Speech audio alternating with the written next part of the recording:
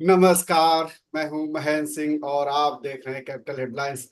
सबसे पहले तो सभी दर्शकों को बहुत बहुत बधाई। टीम इंडिया वर्ल्ड कप जीत कर आ गई है, अपने खाते में कर लाई वर्ल्ड कप।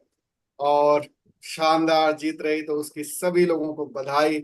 और आज जिस मुद्दे पे हम लोग चर्चा करेंगे वो पॉलिटिकल मुद्दा है।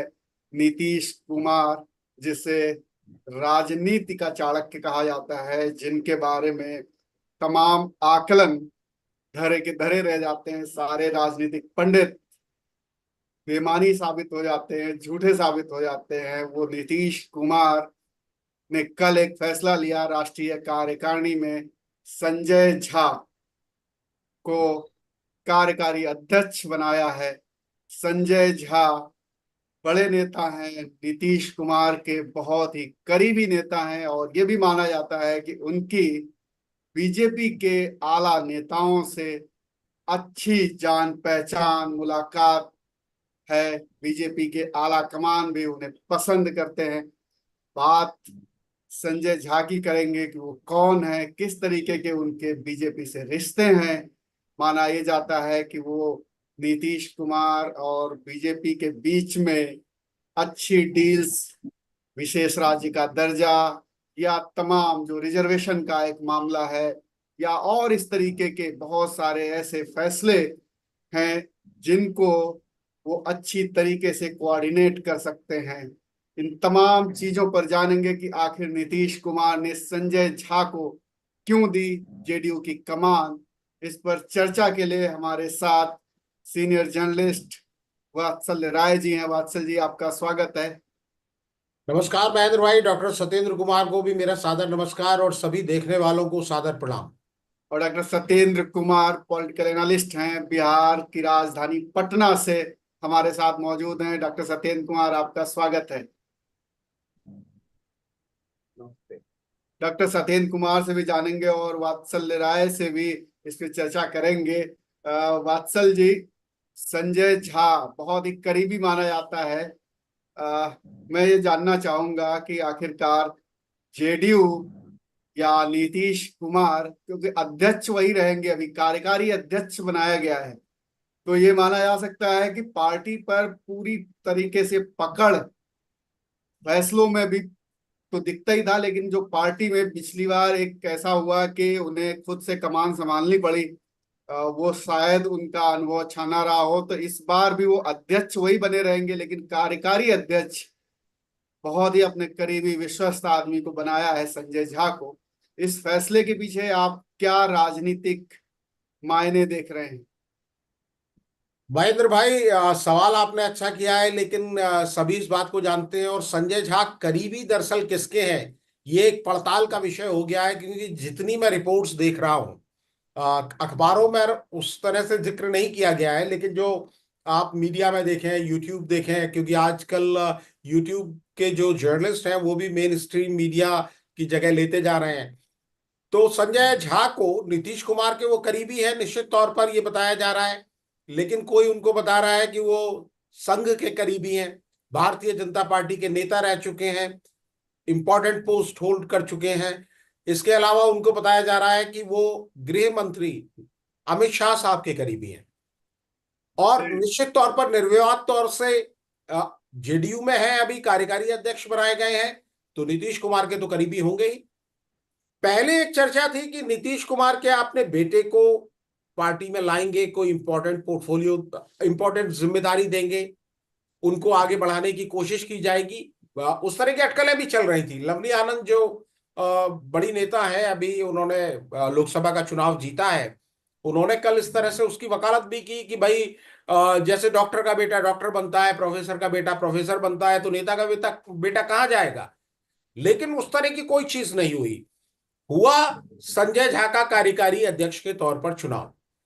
इमरजेंसी की अभी बरसी मनाई गई है बड़े जोर शोर से। एनडीए के सारे दलों ने बीजेपी की अगुवाई में बनाई है।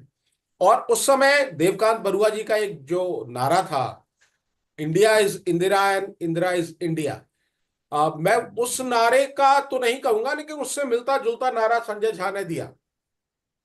उन्होंने नारा दिया अभी कुछ दिन पहले, जब अश्विनी चौबे जी को लेकर हम लोगों ने बात की, तो उन्होंने कहा कि बिहार में एनडीए का मतलब नीतीश कुमार। जी। ये बात तो प्रधानमंत्री नरेंद्र मोदी को भी रास नहीं आएगी, बिहार के जो बीजेपी के बड़े नेता हैं उनको भी रास नहीं आएगी। निश्चित तौर पर वो अगुवाई कर रहे हैं, लेकिन एनडीए का मतलब क्या केवल नीतीश कुमार है? ये बात संजय झा ने कहा था, 2 दिन पहले कहा था। इस बात को यहां पर हमने कोट भी किया था। क्या चिराग पासवान ये मानते हैं कि बिहार में एनडीए का मतलब नीतीश कुमार है? चेहरा जरूर है, लेकिन नीतीश कुमार की आज वो ताकत नहीं, वो शक्ति नहीं है।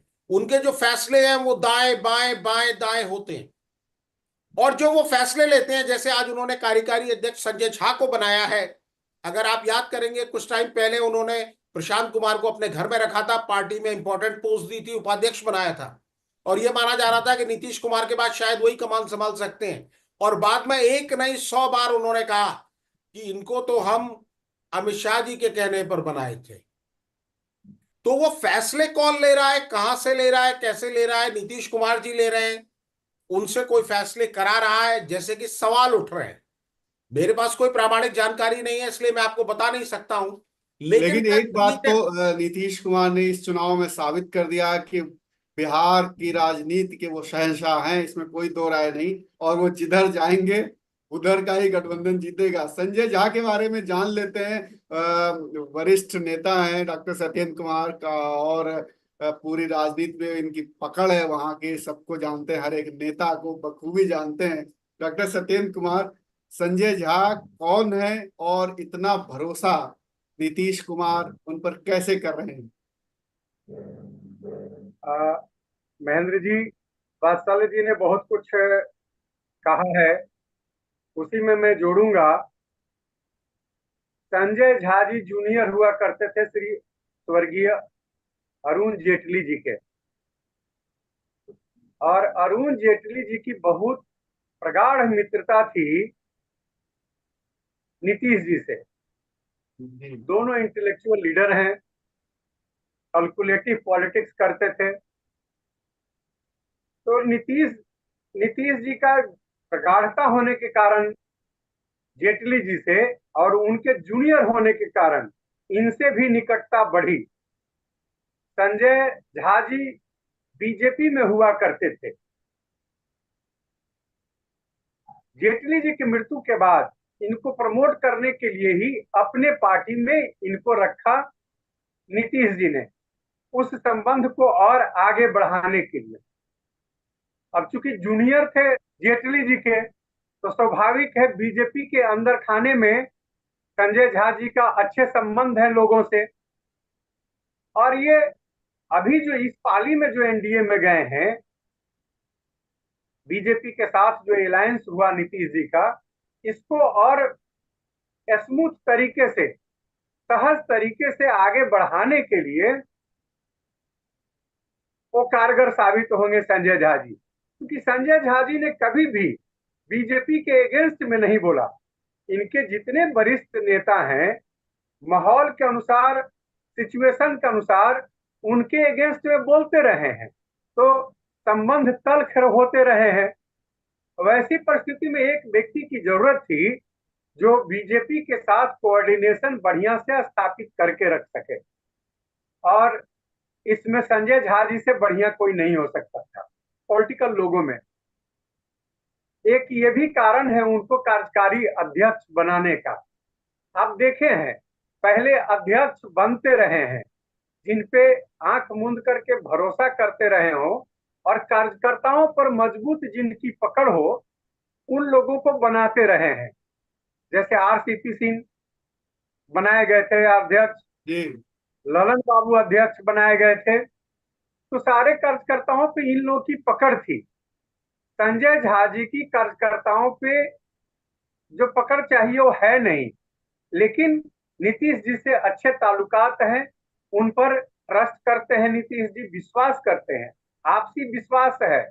और इनके जो इनर कोर ग्रुप के जो लोग हैं, उन लोगों के बीच में भी है। तो नीतीश जी तो अध्यक्ष रहेंगे ही, वाइटल जो भी फैसला लेना होगा ये लेंगे, लेकिन डे बाय डे के कार्यों को, संगठन को मजबूत करने के लिए, चलाने के लिए एक जगह, एक ऐसे व्यक्ति की जरूरत थी जो नीतीश जी को शासन काम में फ्री कर सकें। इसके लिए उपयुक्त व्यक्ति हैं संजय झा जी, राज्यसभा के सदस्य हो गए, दिल्ली की पॉलिटिक्स करने में चले आए। तो ये एक बात कारण है। दूसरी जो कारण, और जो दूसरे कारण है महेंद्र जी, जो मैं समझता हूं, अभी नीतीश जी ने उनके पार्टी से ललन बाबू, जो भूमिहार जाति से आते हैं, मिनिस्टर हैं, अति पिछड़ा वर्ग से दूसरे मिनिस्टर हैं, भारत रत्न स्वर्गीय कर्पूरी ठाकुर जी के पुत्र रामनाथ ठाकुर जी अति पिछड़ा से आते हैं। अति पिछड़ा पर फोकस देते रहे नीतीश जी बिहार में, तो दो हो गए। संसदीय दल का नेता वहां है पार्लियामेंट में, लोकसभा में, कामत अति पिछड़ा से है, और फिर रामनाथ ठाकुर, दो व्यक्ति हो गए, भूमिहार हो गए। अपने खुद तो हैं ही लौकुश समीकरण के, उसमें सिर्फ कुर्मी नहीं बल्कि कुशवाहा भी। नीतीश जी जब हैं तो ये दोनों के एक्सेप्टेबल लीडर हैं, लोग करते रहे हैं। उपेंद्र कुशवाहा जी के नेतृत्व में, सम्राट चौधरी के नेतृत्व में कोशिश कर रहे हैं अलग करके बांटने का, लेकिन मैं बिहार में नहीं देखता हूं। जब नीतीश जी सामने रहते हैं तो सर्वोपरि वो दोनों के यूनाइटेड लीडर हैं, मैं जो अभी तक समझ रहा हूं। और इस चुनाव में देखा गया, ये चुनाव के पहले जो भ्रम था, वो भ्रम चुनाव के रिजल्ट के बाद खत्म हो गया महेंद्र जी। जी 12 रिजल्ट आए हैं, कमजोर नहीं नीतीश जी को कहा जा सकता है। 12 75% है, जबकि 17 में 12 है बीजेपी का, और उसमें बहुत सारे सीट देखा गया है कि नीतीश जी के मदद से है। अगर नीतीश जी के मदद नहीं रहता तो कई सीटें हार सकते थे। और ये सच कहा डॉक्टर संजय पासवान ने अभी 4-5 दिन पहले, जो काफी बड़े लीडर हैं, प्रबुद्ध हैं भारतीय जनता पार्टी के, उन्होंने कि बीजेपी 0 पर आउट हो सकती थी अगर नीतीश जी का मदद नहीं रहता। उनका कहने का तात्पर्य ये था कि अगर इंडिया गठबंधन में ये रह जाते नीतीश जी, तो बिहार का रिजल्ट बीजेपी का 0 भी हो सकता था।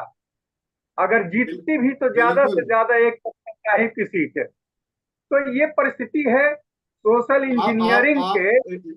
डॉक्टर सदेव, आप ये कह रहे हैं कि जो नीतीश कुमार एक राजनीतिक तौर पर जो महारथी माने जाते हैं, चाणक्य माने जाते हैं, उसी वो इन्हीं सारे फैसलों की वजह से है कि हर एक वर्ग को वो साध रहे हैं, वो चाहे अति पिछड़ा हो, चाहे फॉरवर्ड हो, चाहे ओबीसी हो। और इस क्योंकि उनकी जाति के तो बिहार में बहुत कम लोग हैं, 4.5-5% है, बावजूद इसके वो सत्ता में हमेशा बने रहते हैं। महेंद्र जी 4.5-5% नहीं बल्कि 1.5% है। नहीं, अभी अभी लेकिन जो अभी अभी जो सर्वे लेकिन हुआ उसमें 4.5-5% के आसपास है। 1.5% का आंकड़ा, ऑफिशियल आंकड़ा नहीं है कहीं इस इस तरीके का। हम लोग सरकारी आंकड़ों ही कोट कर सकते हैं, वरना तो वैसे तो कुछ भी आंकड़ा कोई भी कह सकता है। तो एक बात है। ये है। दूसरा ये वात्सल जी, मैं आपसे ये जानना चाहूंगा, राष्ट्रीय कार्यकारिणी की बैठक में एक और बड़ा फैसला लिया गया, जिसको विशेष राज्य का दर्जा, मतलब बिहार के लिए ये मांगा गया है कि विशेष राज्य का दर्जा बिहार को चाहिए। संजय झा को कार्यकारी अध्यक्ष बनाया गया, बीजेपी के वो करीबी हैं, अमित शाह के करीबी हैं, ये सारे लोग कह रहे हैं। अब क्या ये संजय झा को ये टास्क दिया गया है, ये टास्क कि आप विशेष राज्य का दर्जा बीजेपी के साथ, सरकार के साथ आप कोऑर्डिनेशन करिए और विशेष राज्य का दर्जा लेकर के आइए, यही आपका टास्क है जिसको आपको पूरा करना है? महेंद्र भाई, मैं संकेतों में थोड़ा समझाऊंगा, क्योंकि राजनीति कई बार संकेतों में चलती है और उस संकेतों को ही आपको डिकोड करना होता है। उनका जाति समीकरण क्या है, वो क्या कर चुके हैं, ये सबको पता है, लेकिन ये आखिरी पारी मान रहे हैं बहुत से लोग। जैसे कल रोहित शर्मा और विराट कोहली ने संन्यास का ऐलान कर दिया ट्रॉफी जीतने के साथ, तो नीतीश कुमार भी ऑलमोस्ट सारी ट्रॉफी जीत चुके हैं, कम से कम अगर बिहार के मैदान की बात की जाए। अपने घर पर वो अजय हैं, भले ही उनकी छोटी पार्टी हो, क्षेत्रीय पार्टी हो, या जो भी हो। और हमें गौर करना पड़ेगा, भारतीय जनता पार्टी के सबसे पुराने सहयोगी जो रहे हैं वो दो सहयोगी रहे हैं। शिवसेना, जब बाला साहब ठाकरे थे, उनका चुनाव चिन्ह था तीर धनुष, और यहां सिर्फ तीर है, और नीतीश कुमार जी तीर उड़ाते हैं। संजय झा साहब अभी अपने आप को नीतीश कुमार जी का करीबी समझ रहे हैं। जैसा मैंने पहले भी कहा था कि पीके का उदाहरण सामने है, वो उनके घर में ही रहते थे, जी ये नीतीश कुमार के घर में रहते थे। संजय झा के बारे में ऐसी बात सुनने में नहीं आती है कि वो नीतीश कुमार के घर में रहते हो या दिन रात सुबह शाम बैठते हो। उनके करीबी है, और इस तरह के करीबी हैं जो दिन रात उनकी आरती उतारने में और गुणगान में लगे रहते हैं, जिसका मैंने आपको बताया। दूसरे करीबी आरसीपी सिंह, जिसके बारे में हमारे साथी पैनलिस्ट डॉक्टर सत्येंद्र कुमार कई बार बता चुके हैं कि नीतीश कुमार जब से केंद्र में मंत्री थे तो एक अधिकारी के तौर पर आरसीपी सिंह को उन्होंने अपने साथ रखा, और बाद में आरसीपी सिंह कहाँ है ये सबको पता है, क्योंकि वो केंद्र में मंत्री रहे और मोदी जी का समर्थन करने लगे, पार्टी से भी गए, किनारे हो गए, फिर इतनी कटुता हो गई कि दोनों ने एक दूसरे के खिलाफ बयानबाजी शुरू कर दी, जैसे पीके आज कर रहे हैं। पीके सबसे ज्यादा कोसते हैं किसको? नीतीश कुमार को कोसते हैं। तीसरे ललन बाबू, राजीव रंजन, जिनका अभी जिक्र किया डॉक्टर साहब ने, उनको अध्यक्ष बनाया और फिर अध्यक्ष से हटाकर नीतीश कुमार खुद बन गए। नीतीश कुमार ने कल कुछ भी नहीं किया, कुछ भी नहीं किया। उन्हें एक फैसला लेते हुए दिखना था तो उन्होंने कार्यकारी अध्यक्ष संजय झा को बना दिया। संजय झा के अंदर कोई साहस ही नहीं है, क्योंकि निश्चित तौर पर उनको दरभंगा से चुनाव लड़ाया जाने की बात थी। दरभंगा से क्योंकि वो गठबंधन में वो सीट चली गई, इनकी पार्टी को, जनता दल यूनाइटेड को नहीं मिली, राज्यसभा में भेजा गया और मंत्री वो कोटे में एडजस्ट नहीं हो पाए। तो संजय झा को, अपने सबसे करीबी आदमी को आप एडजस्ट कहां करोगे? आप क्या उनको दोगे? अब क्योंकि वो केंद्र की राजनीति में है, भारतीय जनता पार्टी से वो बात करेंगे, अपनी सहूलियत के लिए बात करेंगे। नीतीश कुमार के दूत बनकर वो बात करेंगे या नीतीश कुमार के फैसलों को प्रभावित करने की कोशिश करेंगे? मुझे नहीं लगता है। नीतीश कुमार खुद फैसला लेते हैं, खुद उसको अमल करने का तरीका तय करते हैं और खुद उसको अमल करते हैं। ये लगातार सबने देखा है, और 2013 के बाद अगर बीजेपी के नेता इस बात को समझ रहे हैं, और बल्कि जब वो जिसे फोन करते हैं, वो आरजेडी को फोन करते हैं तो आरजेडी उनके दरवाजे पर आती है, बीजेपी को फोन करते हैं तो बीजेपी उनके पास आती है। जाति जनगणना कराई नीतीश कुमार ने, सारे दल नीतीश कुमार के पीछे रहे। जब जाति जनगणना की रिपोर्ट नीतीश कुमार ने पेश कर दी, राहुल गांधी पहले विधानसभा चुनाव में, जो 4 राज्यों के विधानसभा चुनाव हुए थे, जाति जनगणना कराऊंगा ये बोलते रहे। इसके बाद लोकसभा चुनाव में बोलते रहे। नीतीश कुमार को आपने कोई बयान देते देखा लोकसभा चुनाव की कैंपेनिंग के दौरान? नीतीश कुमार जानते हैं कि कब कौन सा तीर निकालना है, कब कौन सा तीर कहां चलाना है। जो एक बहुत बड़ी बात, जो डिमांड उन्होंने बिहार के लिए विशेष पैकेज की, विशेष राज्य के दर्जे की मांग की, लेकिन ये मांग दिखावटी है, उनको मांग करनी थी। कांग्रेस ने खुद इस पर तंज किया, लेकिन कांग्रेस भी आज उस स्थिति में नहीं है नीतीश कुमार का ज्यादा विरोध करे। नीतीश कुमार की एक मांग है, वो मांग ये है कि जो महाराष्ट्र के, हरियाणा के चुनाव होने जा रहे हैं, उसके साथ आप बिहार का चुनाव कराइए। नीतीश कुमार के दिल में एक घाव है, और वो गहरा घाव है। 2020 में जो विधानसभा चुनाव बिहार में हुए थे, उनके पुराने सहयोगी, पुराने पार्टनर, हालांकि कुछ समय के लिए नीतीश कुमार ने रास्ते अलग किए थे, लेकिन जब वो लौट कर आए, और लौट के आने के बावजूद जिस तरह से चिराग पासवान एपिसोड किया गया, उनके ही प्रत्याशियों के सामने खड़ा कर दिया गया चिराग पासवान की पार्टी के प्रत्याशियों को, और तीसरे नंबर पर बिहार में उनकी पार्टी आ गई। वो झटका, वो दर्द, वो पीड़ा रह रह के झलकती है, सामने नहीं आती। सामने इसलिए नहीं आती कि नीतीश कुमार राजनीति के मजे खिलाड़ी है, अंदर दिल में क्या चल रहा है उस हलचल को कोई समझ नहीं पाता। और इस फैसले से जो लोग ये आकलन कर रहे हैं कि संजय झा को लाकर बीजेपी के आगे एकदम खुशामदी अंदाज में वो चले गए हैं या संबंध सुधारना चाहते हैं, आज संबंध सुधारने की जरूरत नीतीश कुमार को नहीं है। और विशेष राज्य का पैकेज उनको नहीं मिलेगा, ये उनको आइडिया है। केवल वो रस्मी मांग है, मांग इसलिए है कि एनडीए का वो हिस्सा है। अगर मांग भी ना करें, दिल्ली आकर उन्होंने ये मांग उठाई है, लेकिन उनको भी अंदाजा है कि सरकार उनको ये देने नहीं जा रही जब तक कि स्थिति आपातकालीन कुछ नहीं बनती है। तो मैं इस फैसले में बहुत ज्यादा नहीं देखता हूं। संजय पासवान खुश, संजय झा माफ कीजिएगा, खुश हो सकते हैं। तो वैसे वो करीबी हमेशा से थे, एक उनको कार्यकारी अध्यक्ष बन गए, पूर्ण अध्यक्ष भी नहीं है। और कार्यकारी अध्यक्ष की क्या इस तरह की पार्टियों में, क्षेत्रीय दलों में, जहां एक ही नेता के करिश्मे पर टिकी हुई पार्टी है, वहां क्या स्थिति हो सकती है, क्या भूमिका हो सकती है। बीजेपी से संजय झा करीबी है, वो निकटता बनी रहेगी, क्योंकि आदमी अपने दरवाजे खोल के रखता है कि अगर मान लीजिए कभी कोई दरवाजा जेडीयू का बंद हुआ। केसी त्यागी साहब भी बीजेपी के करीबी हैं, जेडीयू में कई सारे ऐसे नेता हैं जो करीबी हैं। जी नीतीश कुमार के सबसे करीबी सुशील मोदी थे, आज इस दुनिया में नहीं है। लेकिन जब दूसरी बार 2021 में जब उन्होंने गठबंधन भारतीय जनता पार्टी के साथ तोड़ा, तो उन्होंने सुशील मोदी को यही कहा कि आपको दिल्ली भेज दिया है, मन नहीं लगता है। क्योंकि दो जो उप मुख्यमंत्री बीजेपी ने दिए थे उनके अंडर, उनसे उनका तारतम्य नहीं था। नीतीश कुमार सरकार अपने आप ही चलाते हैं। और तमाम बड़े नेता, जैसे दो उप मुख्यमंत्री योगी आदित्यनाथ जो बराबर के राज्य के उत्तर प्रदेश के हैं, लेकिन क्या वो दो उप मुख्यमंत्री इस स्थिति में है कि योगी आदित्यनाथ महाराज के फैसलों को बदल सकें? ये उप जी बिल्कुल। मुख्यमंत्री और सजावटी पोस्ट होती है महेंद्र ये भाई। जैसा मैंने पहले भी कहा कि नीतीश कुमार को समझना राजनीतिक पंडितों के बस की बात नहीं है, क्योंकि वो फैसले आपको दिखेंगे कुछ और, होता कुछ और है।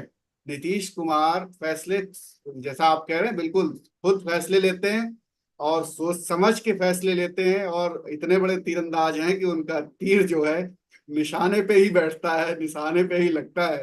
अ, बस चलते चलते डॉक्टर सत्येंद्र से पूछ लेते हैं, क्या इस पे आप जिस तरीके के राजनीतिक चातुर्य का परिचय देते रहे हैं नीतीश कुमार, तो इसमें क्या कुछ आप ये देख रहे हैं कि जो बिहार की जो सियासत है, जिस पर आप इशारा भी कर रहे थे कि तमाम जातीय वर्गों को इन्होंने साधने की कोशिश की है, सिर्फ इतना ही समझा जाए, या आने वाले समय में नीतीश कुमार के जिस तरीके से उनके बेटे निशांत कुमार आना चाह रहे हैं और तमाम और जो नेता ही पार्टी के अंदर की बात कर रहे हैं, तो उनके लिए स्पेस छोड़ा गया है, इनको कार्यकारी अध्यक्ष बनाया गया है, जिससे कि जातीय तौर पर उस पॉलिटिक्स को साधा जा सके, फैसले तो नीतीश कुमार को ही लेने हैं। देखिए महेंद्र जी, पिछले दिनों हम लोगों ने चर्चा की थी नीतीश कुमार के पुत्र निशांत कुमार के पॉलिटिक्स में आने पर, जी और हमने भी कहा था आपको कि नीतीश जी का जो यहाँ पर एजेंडा है पॉलिटिक्स का, परिवार का, उसमें फिट नहीं बैठता है इनके लिए। और नीतीश जी अपने फैसलों पर अड़े रहते हैं। देखिए, एक मैं वाकया जानता हूं, उनकी माता जी उनके यहाँ एक व्यक्ति का पैरवी कर रही थी कि इनको टिकट दो। बहुत बार कही, भाई, माता जी, ये नीतीश कुमार हमारे की मित्र माता की जी। बेटा है। नीतीश जी की माता जी वो कही कि मेरे मित्र क्या तुमको, नीतीश जी कहे कि माँ तुमको क्या लेना देना है, तो नहीं, मेरे मित्र की बेटा है, इनको दो। वो डिजर्व करते थे, इसके बावजूद नीतीश जी को नहीं देना था, तो आज तक नहीं मिला उनको टिकट। तो मैं ये जानता हूं कि नीतीश जी अपने फैसलों पर अडिग रहते हैं, और वो जो सही समझते हैं वही फैसला लेते हैं। देखिए, नीतीश जी ने बैकवर्ड के बीच में एक बंटवारा करके अति पिछड़ा वर्ग क्रिएट किया, जो उनको साथ दे रहा है, जो काम कर रहा है। लालू जी जिस तरह से मजबूत थे, वो कमजोर कैसे हुए? ये नीतीश जी की सोशल इंजीनियरिंग थी। एक उस बैकवर्ड कास्ट में एक अलग से जमायत, जो बहुत बड़ी जमायत है, जो दिखता नहीं था पटल पर, यादव दिखते हैं बैकवर्ड, और कुछ दिखते थे, लेकिन जो छोटे छोटे जातियां हैं उनको मिला करके अति पिछड़ा नाम दिया। इतना ही नहीं, रामविलास जी दलित के एक थे, तो उसमें इन्होंने महादलित निकाला। रामविलास जी के पासवान से अलग महादलित है, और उसका असर पड़ा पॉलिटिक्स पर। इसलिए नीतीश जी से प्रभावित हो रहा है बिहार का पॉलिटिक्स, और ये बात सही है। अगले चुनाव का है, ये विधानसभा का जो टेन्योर तो है ये 25 में, लेकिन नीतीश जी चाहते हैं कि जितना जल्दी हो जाए उतना ही अच्छा है, ताकि हम जो 44-45 हैं वो 70-80 के बीच में हो। हमारी संख्या विधानसभा में 70-80 के बीच में हो, ताकि हमको कोई कमजोर और ब्लैकमेल न कर सके, हम मजबूती से खड़े रहें। ये एक उनकी है, और ये सबका कार्रवाई चल रहा है सरकार के माध्यम से, सोशल इंजीनियरिंग के माध्यम से, इन सारे चीजों के माध्यम से उनका एक ये चल रहा है। तो मुझे लगता है उनका कैलकुलेटिव जी पॉलिटिक्स है, और नहीं, और पॉलिटिक्स ऐसा है। और वात्सल जी भी कह रहे हैं, ऐसा वात्सल जी भी देखिए कह रहे हैं, और कि वो जो घाव है उस घाव को उनको भरना है, और जिसने घाव दिया उससे बदला भी शायद वो लेना चाह रहे हों। तो नीतीश निश्चित। कुमार मुझे लगता है महेंद्र भाई बदले की राजनीति में बिलीव नहीं करते। लंबे टाइम तक वो सरकार चला रहे हैं बिहार में, किसी नेतागत से उन्होंने बदला लिया हो, या जैसे प्रशांत कुमार उन्हीं के खिलाफ एक एक ये बोल वाकया रहे हैं। याद दिलाना चाहूंगा आपको। जी। जब ये पिछली बार जब सरकार बनी थी और पासवान की पार्टी में दो फाड़ हुए, तो नाम नीतीश बाबू का ही आ रहा था कि उन्होंने चाचा को अलग करके मंत्री बनवा दिया। नहीं, लेकिन और आप उस समय भी याद कीजिए कि तमाम नेता लोगों की आवाज बंद करने की कोशिश करते हैं, उनके लिए दिक्कतें पैदा करते हैं। चिराग पासवान के साथ ऐसी कोई दिक्कत नहीं हुई। आज भी चिराग पासवान उनकी अपनी पार्टी पर, पहले जैसे ललन सिंह के थ्रू नीतीश कुमार का प्रभाव था उनकी पार्टी पर, चाहे उनके चाचा हो या बाकी दूसरे एमपीज हो, इसी तरह चिराग पासवान की उनकी पार्टी में आज भी कोई एमपी नहीं सुनेगा, क्योंकि चाहे वो लवली आनंद हो या बाकी लोग हो, उन पर बीजेपी का असर है।